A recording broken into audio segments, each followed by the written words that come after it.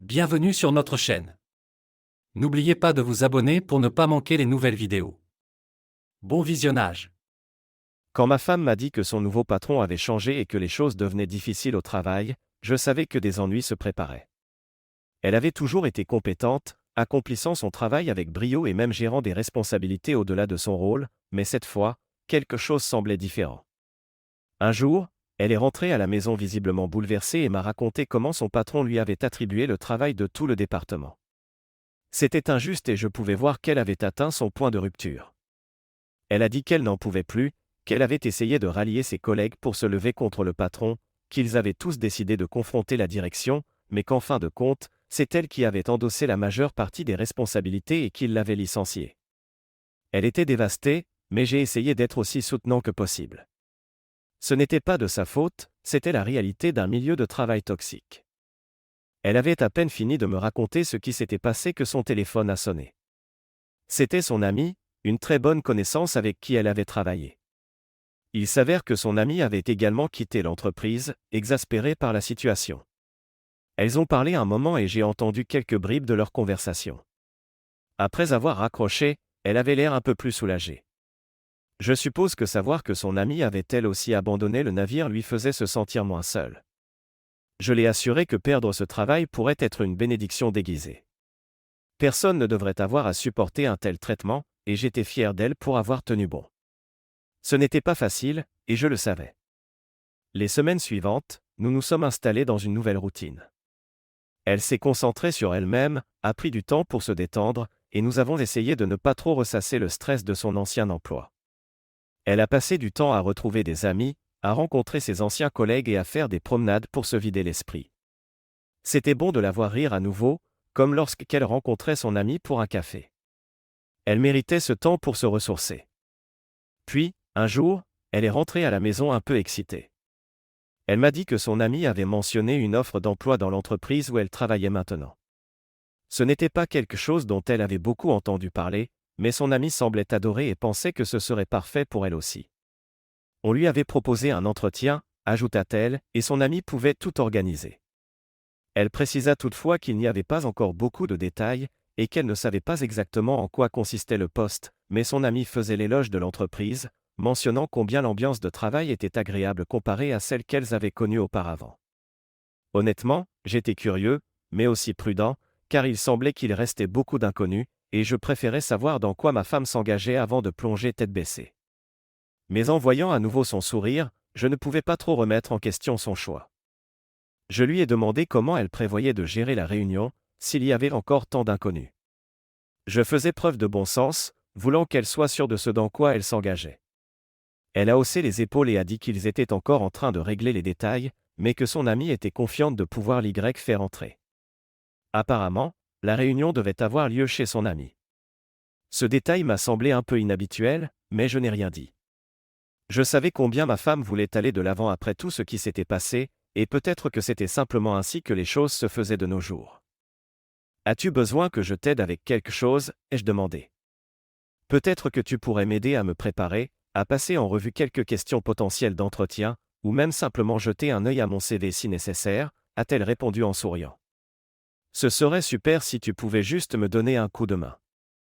Je n'avais aucun problème à le faire si cela pouvait la mettre à l'aise. Elle semblait sincèrement pleine d'espoir, et c'était quelque chose que je n'avais pas vu depuis un moment.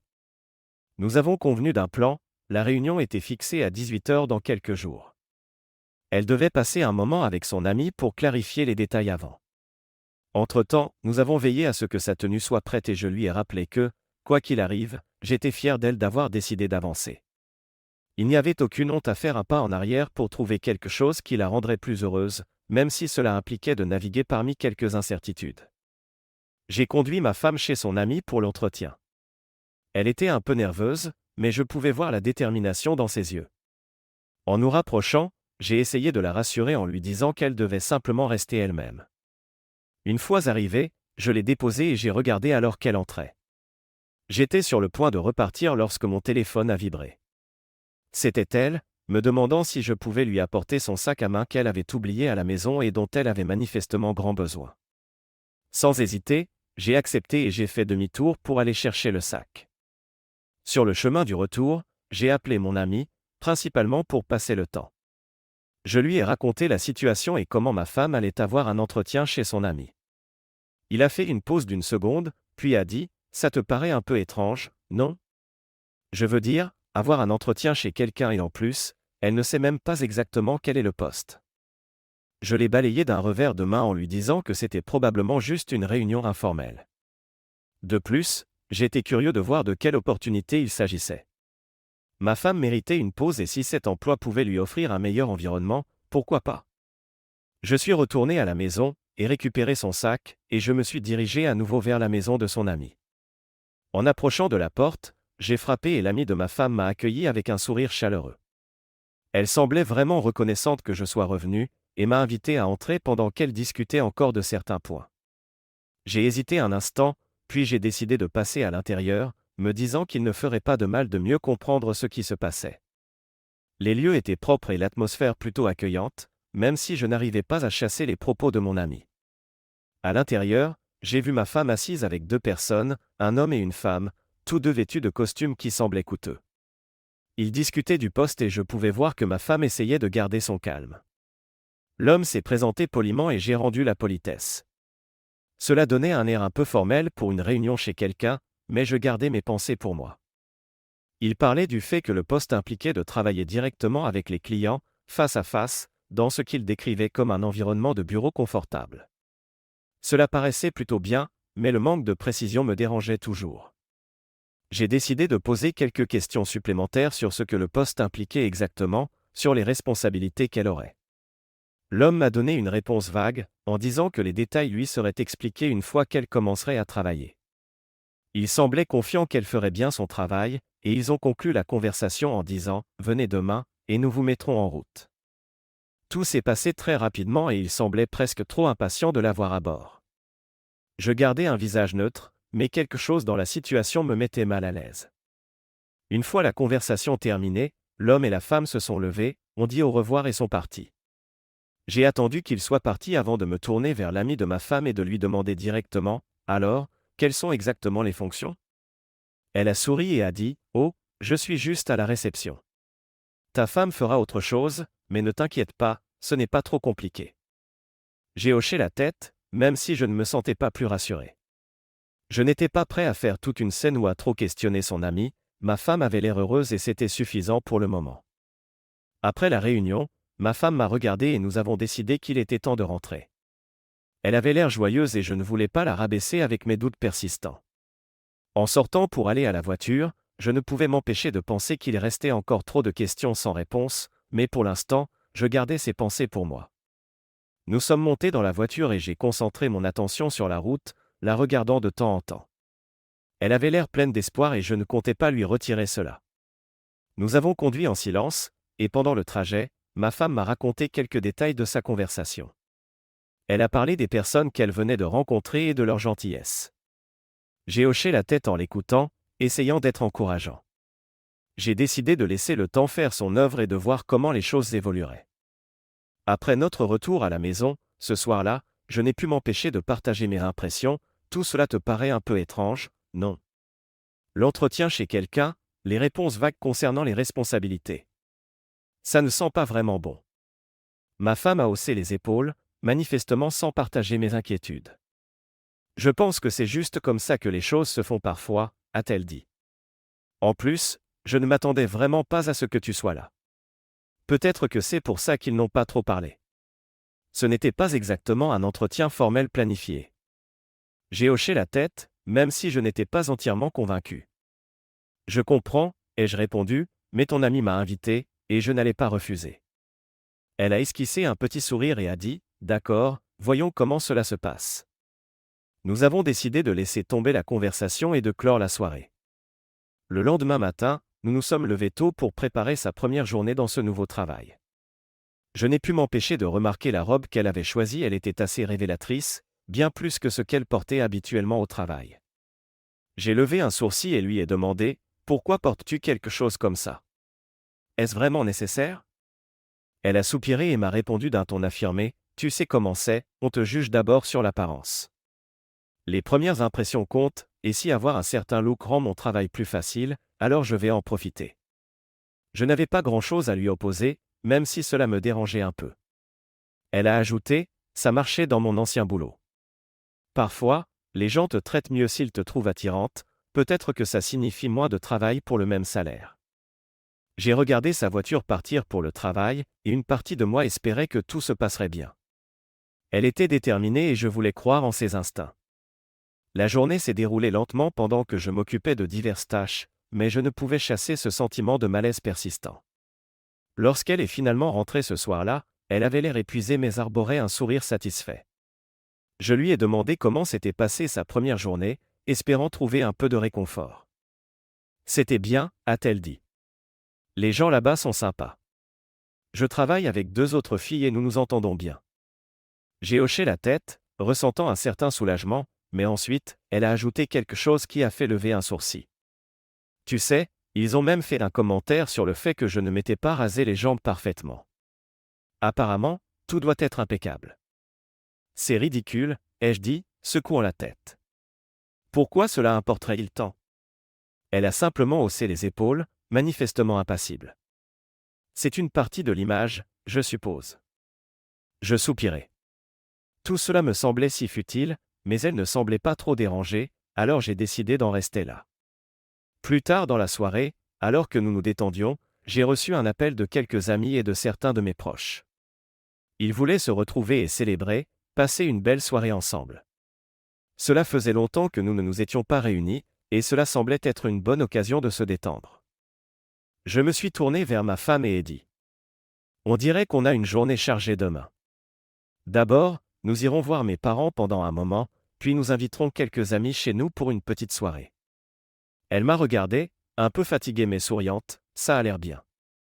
J'ai remarqué qu'elle était encore en train de digérer sa première journée, mais elle semblait prête à suivre le plan. Passer du temps avec la famille et les amis serait exactement ce qu'il lui fallait pour se détendre après une longue journée de travail.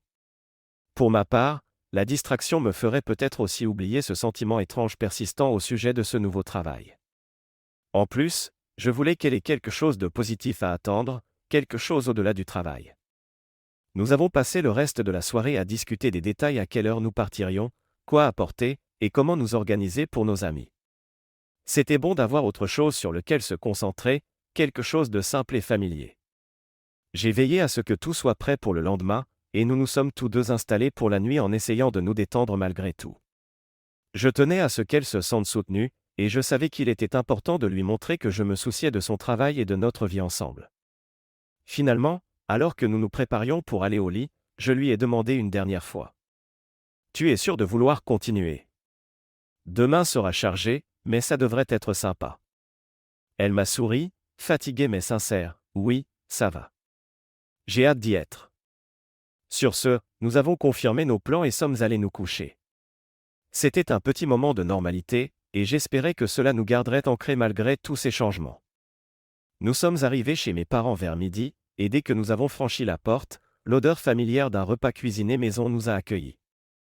Mes parents étaient ravis de nous voir et ne se sont pas fait prier pour nous conduire à table, le déjeuner étant prêt. Nous nous sommes tous assis pour manger et la conversation a commencé sur un ton léger, les habituels échanges sur nos vies, ce que nous avions fait ces derniers temps, et mes parents nous racontant les dernières nouvelles de la famille. Mais il n'a pas fallu longtemps avant qu'ils ne se concentrent sur le nouveau travail de ma femme. Mes parents avaient toujours été naturellement curieux et, bien que leurs questions venaient d'un lieu d'amour, elles pouvaient parfois être un peu trop insistantes. Dès qu'ils ont abordé le sujet de son nouveau travail, j'ai remarqué un léger changement dans l'expression de ma femme. Elle a essayé de garder le sourire, mais je pouvais voir qu'elle n'était pas entièrement à l'aise.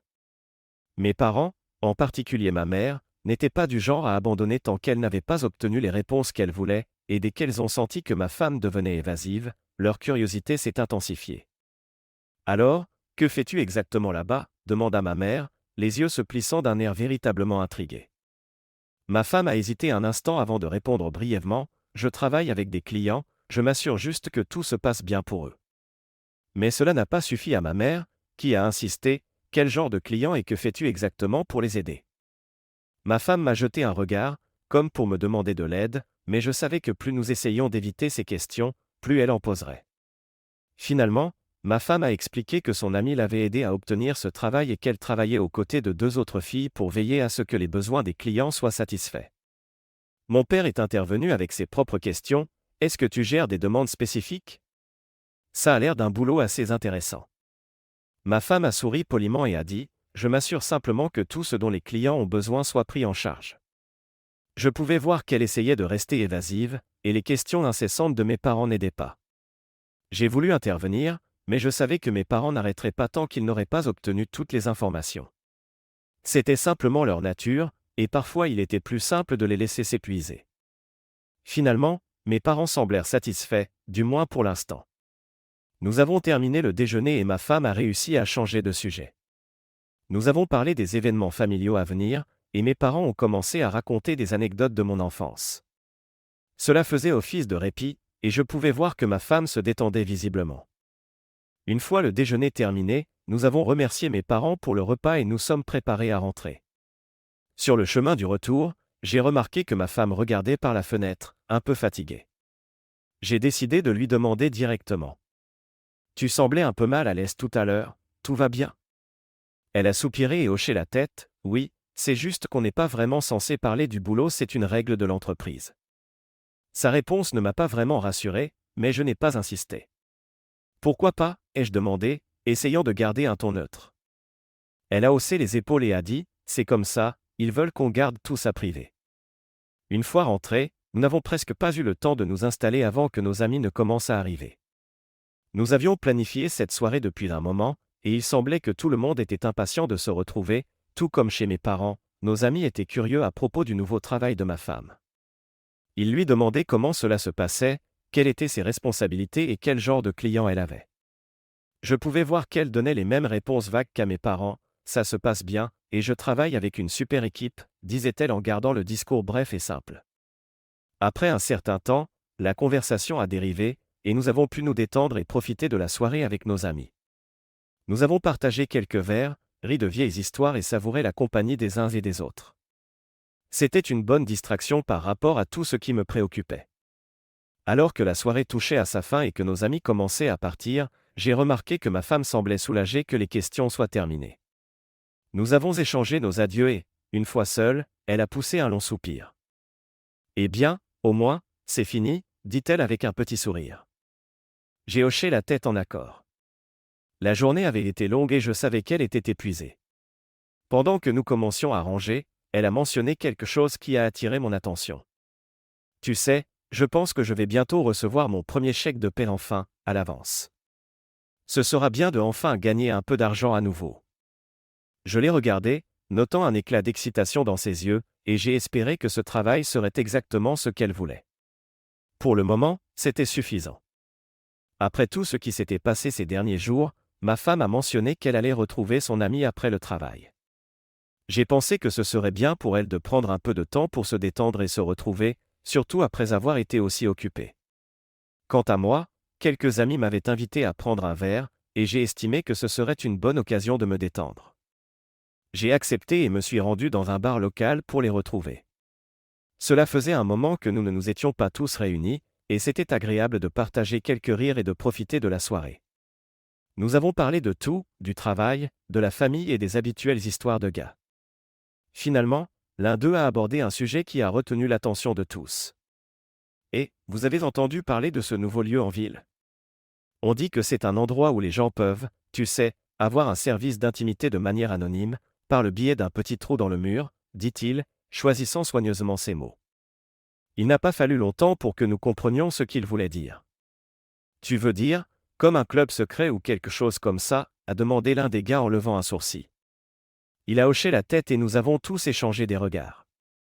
Il était clair de quel genre d'endroit il parlait, quelque chose de louche, comme un établissement clandestin où les hommes pouvaient, disons, user de leur influence sur des femmes, via un trou dans le mur, sans interaction personnelle. Un autre ami a voulu savoir d'où venait cette information. « Où trouves-tu ce genre d'infos ?» a-t-il demandé, mi-amusé, mi-sceptique. Un de mes potes m'en a parlé, a-t-il répondu en haussant les épaules. C'est le genre d'endroit pour ceux qui n'arrivent pas à faire marcher leurs relations, si tu vois ce que je veux dire. Le gars a éclaté de rire et a lancé quelques blagues, affirmant qu'aucun de nous n'avait besoin de ce genre de service. C'était simplement un sujet de conversation entre hommes, une manière de tuer le temps et de partager un rire. Mais je ne pouvais m'empêcher de me sentir un peu mal à l'aise à propos de tout cela. L'idée qu'un tel lieu existe dans notre ville me laissait un goût amer. Après un moment, nous sommes passés à d'autres sujets et avons fini nos verres avant de se dire au revoir. Je suis rentré chez moi, et en conduisant, je n'ai cessé de penser aux propos de mes amis. Une fois chez moi, ma femme était là et je lui ai raconté la conversation.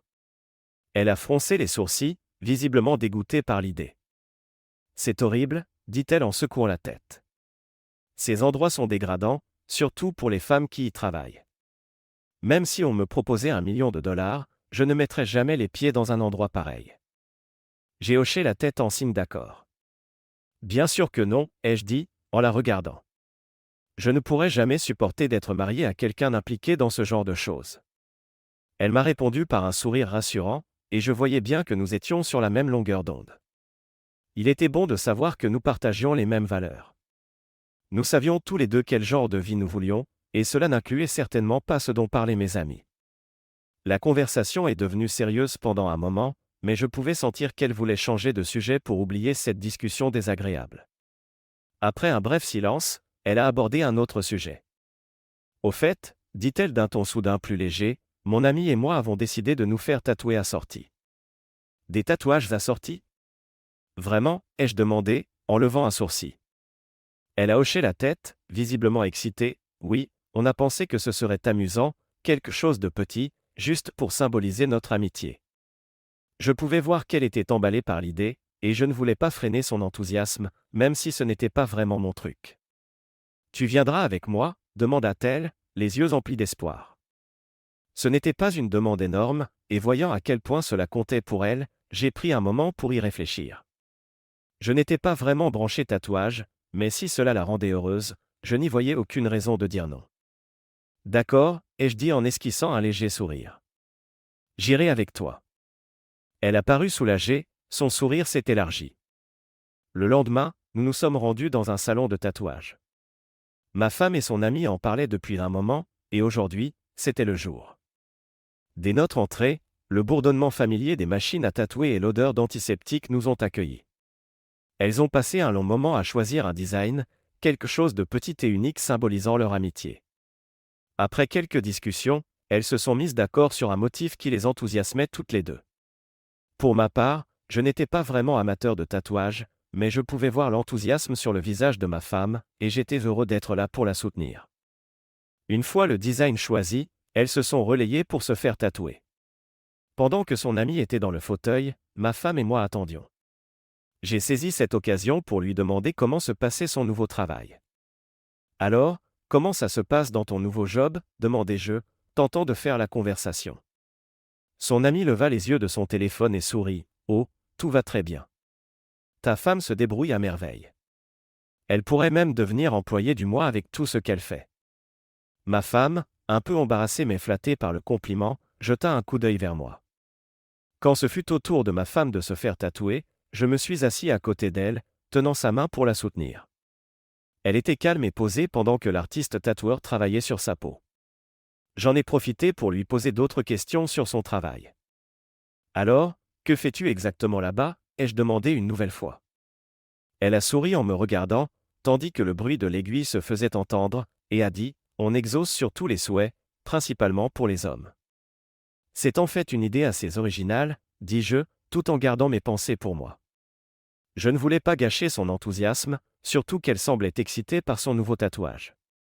Une fois les tatouages terminés, nous avons payé, remercié les artistes, et quitté le salon.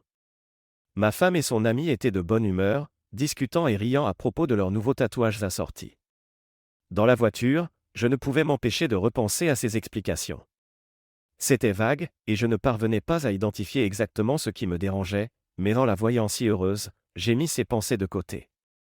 De retour à la maison, ma femme a déposé son sac sur le canapé et s'est dirigée vers la salle de bain pour se laver les mains.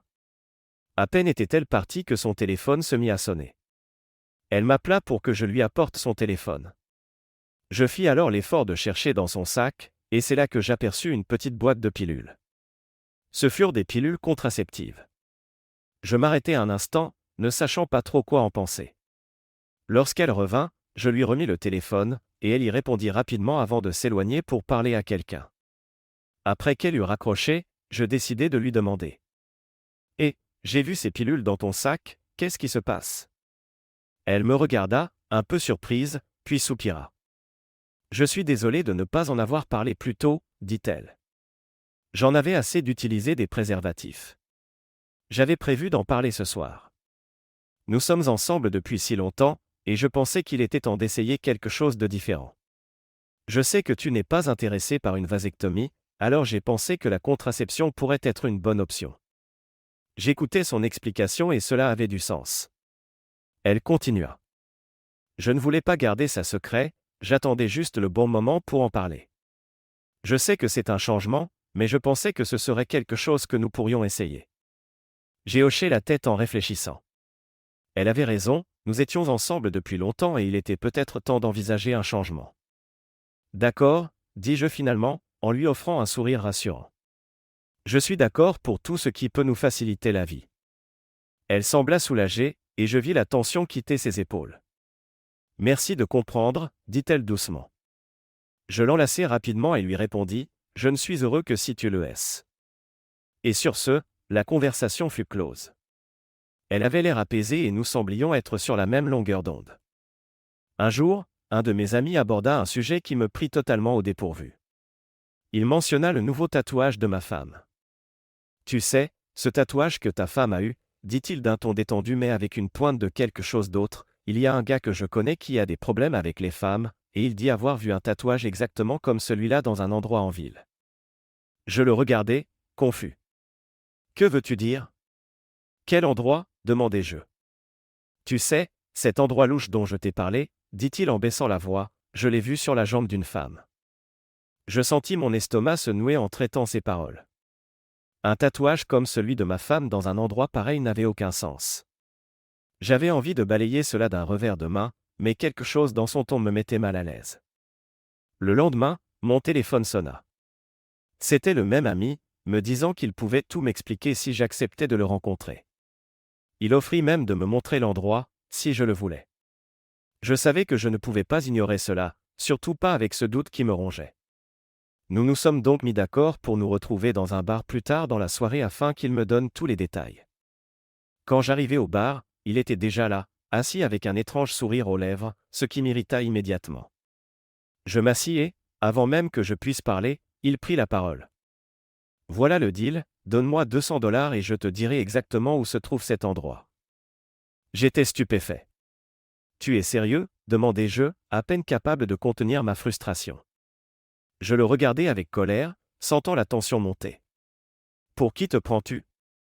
Tu crois pouvoir me soutirer de l'argent comme ça ? Il leva les mains, visiblement conscient d'avoir franchi une limite. D'accord, dit-il rapidement pour calmer la situation, pas la peine de s'énerver. Je te montrerai l'endroit, d'accord ? Juste calme-toi. Je le fixais du regard tandis qu'il sortait son téléphone et m'affichait une carte avec un emplacement marqué. Voilà, c'est ici, dit-il en pointant du doigt. C'était l'un de ces lieux dont on entend parler, un endroit où les hommes pouvaient, de manière anonyme, s'adonner à leurs fantasmes via un mur. On disait que les femmes y gagnaient bien leur vie. Tout cela me dégoûtait profondément, mais j'avais besoin de savoir. Je hochai la tête et nous quittâmes le bar ensemble, nous dirigeant vers l'adresse indiquée. Le trajet fut tendu et je restai silencieux, mon esprit bouillonnant de questions. Une fois arrivé, l'endroit avait exactement l'air sinistre que j'imaginais. Il était situé dans un quartier discret, avec une porte anodine et sans aucun signe évident. Nous descendîmes du véhicule, et je pris une grande inspiration pour essayer de me calmer. Mon ami me guida à l'intérieur. Derrière la réception, se trouvait l'ami de ma femme. La surprise qui se peignit sur son visage à ma vue en disait long. Je m'approchai d'elle, mon expression glaciale. « Où est ma femme ? Demandai-je d'une voix basse mais ferme. Elle cligna des yeux, apparemment prise au dépourvu. Elle n'est pas ici, dit-elle rapidement. Elle travaille dans le service client, pas ici. Je plissai les yeux, peu convaincu, et je passai devant elle pour aller plus loin. L'ambiance était exactement celle que j'avais redoutée, éclairage tamisé, bruits étranges, et une atmosphère de secret. Un nœud se forma dans mon estomac, mais je continuais d'avancer. Nous parcourûmes un couloir sombre, et je pouvais voir l'agencement que mon ami avait décrit, de petites pièces avec des ouvertures dans les murs, le genre d'endroit où l'anonymat était essentiel. C'était répugnant et je détestais chaque seconde passée là-bas. Mais je ne trouvais aucune trace de ma femme. Mon ami me suivait, un sourire suffisant sur le visage. « Tu vois, je ne te racontais pas des histoires, » dit-il d'un ton mêlé d'arrogance et de satisfaction personnelle. Je le regardais d'un air furieux. Ma patience était presque épuisée et je n'avais plus envie d'entendre le moindre mot de sa part. J'avais vu assez pour en avoir marre. L'endroit était exactement comme il l'avait décrit, mais, heureusement, ma femme n'était pas là. « Sortez d'ici, » dis-je, la voix chargée de dégoût. « On part d'ici, tout de suite. » Mon ami haussa les épaules, toujours arborant ce sourire énervant, et marmonna quelque chose d'incompréhensible, mais je m'en fichais. Je le poussai de côté et me précipitai vers la sortie, déterminé à fuir cet endroit et lui aussi. De retour dans la voiture, je sentais ma colère bouillonner. Mon ami tenta de plaisanter, mais je n'étais pas d'humeur. « Tais-toi » crachai-je, en ouvrant la portière. Je montai dans la voiture, fermai la portière et démarrai en trombe. J'avais besoin de réfléchir à tout cela. Une chose était certaine, je ne laisserais personne m'empêcher d'agir. Plus tard ce soir-là, de retour chez moi, ma femme était là. Elle a dû remarquer l'expression sur mon visage, car elle me demanda aussitôt. « Qu'est-ce que tu voulais savoir ?» Sa voix était méfiante et je pouvais voir qu'elle s'attendait à quelque chose. Je décidai de ne pas tourner autour du pot. « Je sais pour l'endroit, » dis-je d'un ton posé. Elle s'arrêta un instant, puis hocha la tête. « Oui, je travaille là-bas, » admit-elle, son expression indéchiffrable. « Je suis dans le service client, pas ce que tu imagines. » Sa voix devint défensive. « C'est pour ça que je ne voulais pas t'en parler. Et franchement, qu'est-ce que ça peut te faire, où je travaille ?» Je restai calme et hochai la tête, feignant d'accepter son explication, même si intérieurement, mon esprit s'emballait. Ses paroles, sa rapidité à la défendre, tout semblait avoir été trop bien préparé, comme si elle s'attendait à cette conversation. Après notre échange, elle se mit à envoyer des messages sur son téléphone, l'air pressé. Je gardai un œil discret sur elle, sentant qu'elle cachait bien plus qu'elle ne laissait paraître. Plus tard dans la nuit, alors que nous étions au lit, je n'arrivais pas à dormir. Allongé dans l'obscurité, je fixais le plafond, l'esprit en ébullition. Je devais connaître la vérité. Attendant qu'elle s'endorme enfin, son souffle devenant lent et régulier, je me levai doucement et me glissai hors du lit. Je me dirigeai vers le côté de la table de nuit où se trouvait son téléphone. Je l'allongeai, essayant d'être aussi silencieux que possible. Mais lorsque j'appuyai sur le bouton, l'écran s'alluma, révélant une interface verrouillée par un mot de passe que je ne connaissais pas. Je soupirai, le remettant en place doucement. Elle n'avait jamais eu besoin de mot de passe avant, et cela me disait qu'il y avait eu un changement. Je descendis précautionneusement à l'étage inférieur et dans le placard, je trouvai un vieil téléphone cabossé que nous n'avions plus utilisé depuis des années. Je le dépoussiérai, sachant qu'il pourrait être ma seule chance de découvrir ce qui se tramait. Je l'allumai et attendis qu'il démarre, lentement. Une fois allumé, je naviguai parmi les anciennes applications, espérant trouver des informations sur son compte encore connecté. À ma grande surprise, c'était le cas. J'ouvris l'application de messagerie, le cœur battant, et je fis défiler les conversations. Ce que je découvris fit tomber mon estomac. Il y avait des messages échangés entre elle et son amie, la même amie qui travaillait dans cet endroit. Il parlait de la manière dont elle avait pris du temps de congé, de peur que je ne devienne suspicieux. Je lisais les messages, mes mains devenant engourdies. Tout était planifié, elle savait que je pourrais finir par chercher, et elle avait pris soin de faire en sorte que je ne découvre rien. La réalisation me frappa de plein fouet, elle m'avait menti, elle avait dissimulé des choses, et avait même utilisé son ami pour y parvenir. Je refermai l'application et restai là, figé, essayant de tout comprendre. Une colère froide et une sensation étrange d'acceptation s'emparèrent de moi. Tout devenait soudainement clair, tous les comportements bizarres, les secrets, les défenses excessives. Tout faisait partie d'un jeu, d'une mise en scène. Je pris une profonde inspiration et reposai le vieil appareil à l'endroit où je l'avais trouvé. Je savais ce que je devais faire. Il n'y avait pas de retour en arrière possible. La confiance entre nous était irrémédiablement brisée, éclatée par les mensonges et la trahison. Je remontai à l'étage, me glissant dans le lit à côté d'elle comme si de rien n'était. Elle bougea légèrement, mais ne se réveilla pas. Je restai là, la regardant dans la pénombre, ressentant un étrange détachement. La femme à mes côtés n'était plus celle que je croyais connaître. Je l'avais aimée, lui avais fait confiance, et elle avait trahi cette confiance de la pire manière qui soit. Mais je n'allais pas me laisser abattre. J'avais désormais un plan, et je comptais bien le mener à bien. Le lendemain matin, ma femme se leva et suivit sa routine habituelle.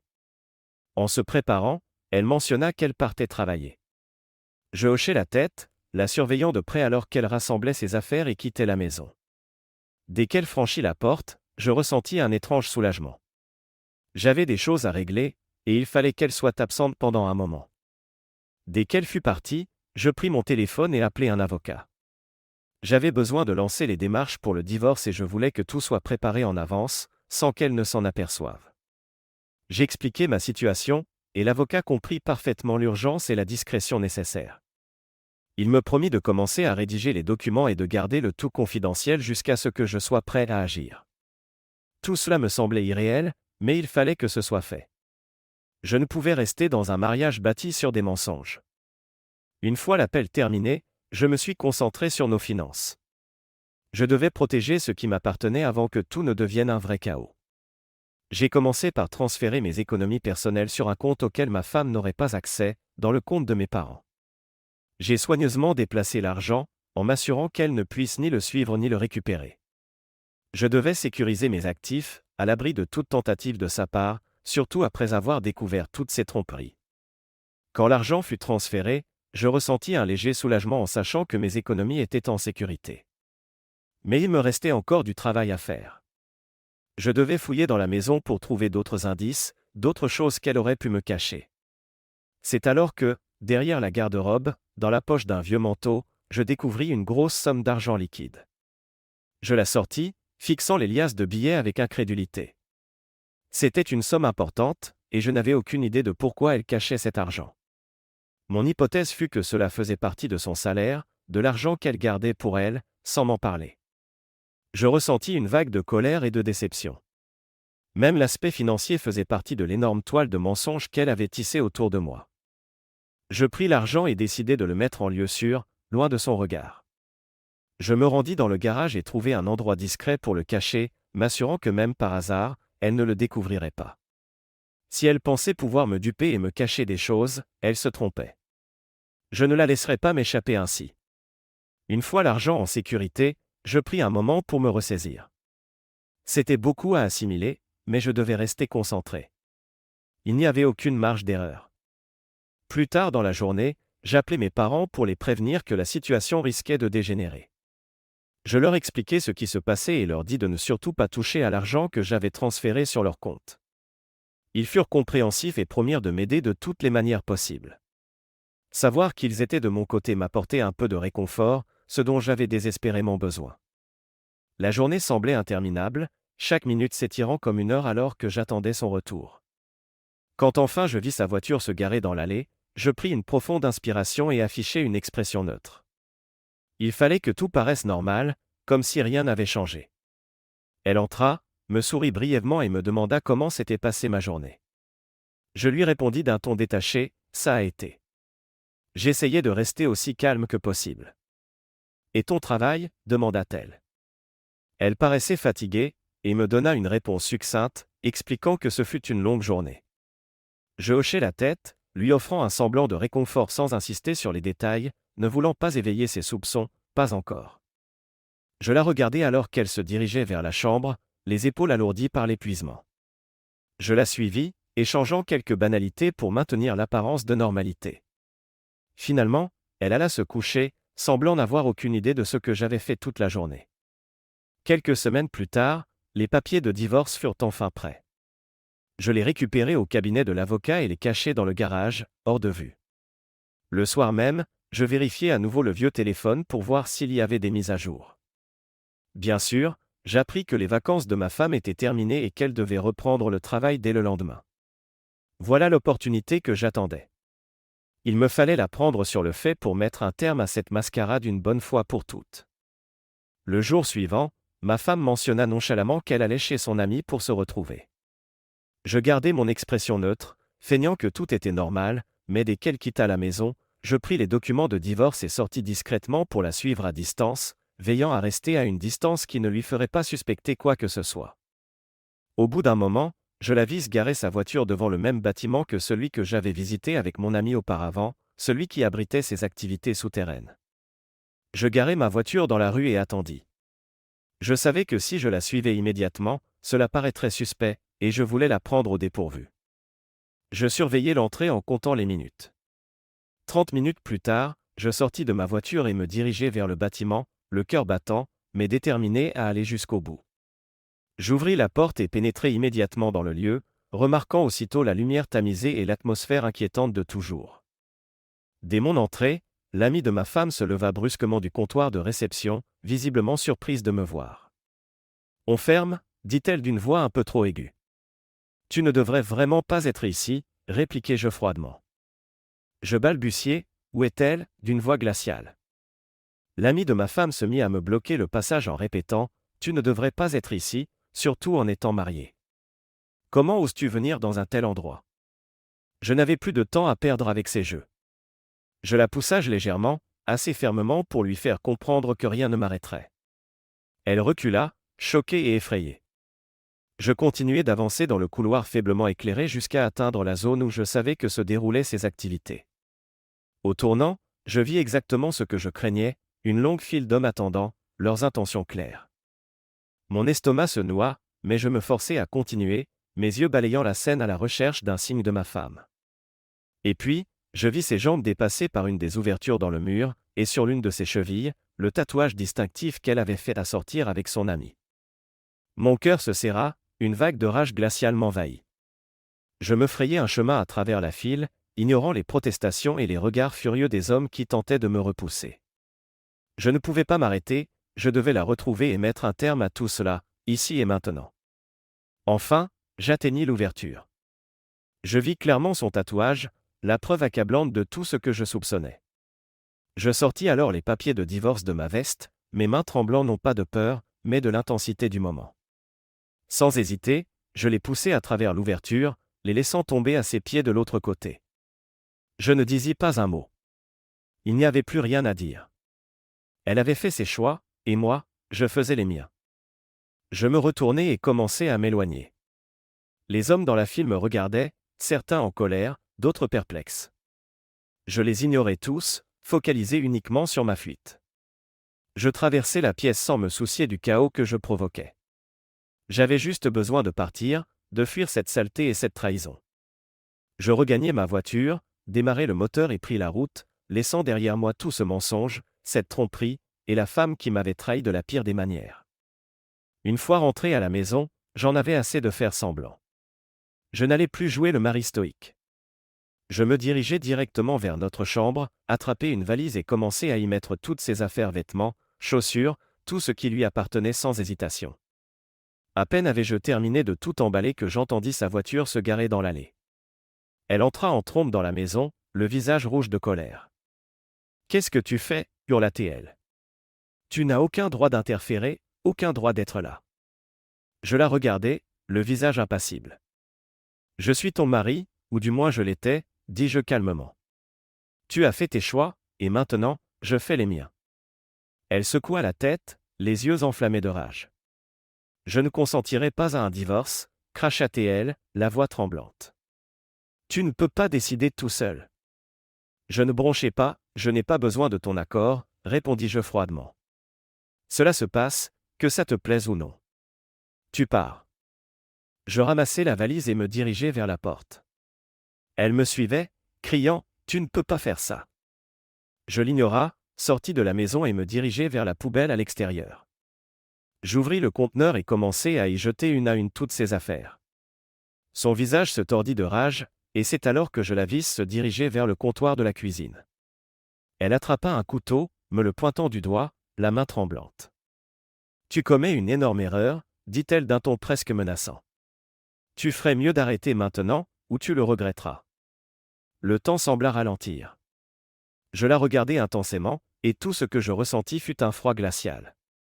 Je fis un pas en avant, ma voix ferme, « Laisse tomber », dis-je sans équivoque. Elle hésita, mais ne bougea pas. Je devais agir rapidement. Je me jeta sur elle, attrapai son poignet et le tordis juste assez pour qu'elle laisse tomber le couteau. Elle se débattit, mais je gardai fermement ma prise, sans vouloir lui faire de mal, juste pour la maîtriser. Je la poussai en arrière, vers le placard de rangement au fond du couloir. Elle criait, m'insultait de toutes ses forces, mais je l'enfermai à l'intérieur et verrouillai la porte. J'entendis ses coups furieux contre le placard, ses hurlements, mais j'étais déterminé à mettre fin à tout cela pour qu'elle ne puisse plus se faire de mal, ni à elle ni à moi. Je sortis mon téléphone et appelai la police, leur expliquant calmement la situation. Ils arrivèrent peu de temps après, la maîtrisèrent et l'emmenèrent. Tandis qu'elle continuait à crier et à se débattre, je restai silencieux, regardant la scène avec une froide résolution. Dans les semaines qui suivirent, la procédure de divorce se déroula de manière étonnamment fluide. Les preuves que j'avais accumulées, combinées à son comportement, rendaient évident qu'il n'y avait plus rien à sauver dans notre mariage. Elle ne contesta pas, et bientôt, les papiers furent signés, c'était terminé. Elle n'eut aucune conséquence grave pour ce qu'elle avait fait, mais pour moi, c'était suffisant. Je ne voulais pas de vengeance, je voulais juste qu'elle disparaisse de ma vie, pour de bon. Quelques semaines après la finalisation, elle se présenta à ma porte. Son allure avait complètement changé, la colère et la défiance avaient disparu, laissant place à une apparence presque pitoyable, les yeux rouges de larmes. Elle me supplia de la reprendre, arguant qu'après tout ce qui s'était passé, elle avait perdu son emploi et ne trouvait plus rien. Elle promit que les choses seraient différentes, qu'elle changerait. Je l'écoutais, mais je ne ressentais rien. Il n'y avait pas de retour possible. Je t'ai donné toutes les chances, dis-je, froidement. Elle essaya alors de contacter mes parents, espérant qu'ils pourraient me convaincre de revenir sur ma décision. Mais mes parents connaissaient toute l'histoire et ne se rangèrent pas de son côté. Ils lui dirent simplement de partir et de ne plus revenir. Et c'est ainsi que tout fut terminé, elle disparut de ma vie, et je n'avais plus aucun désir de la revoir. J'avais enfin refermé ce chapitre et j'étais prêt à avancer, sans elle et sans les mensonges qui avaient failli me détruire. Merci de regarder et n'oubliez pas de vous abonner pour ne pas manquer les nouvelles histoires.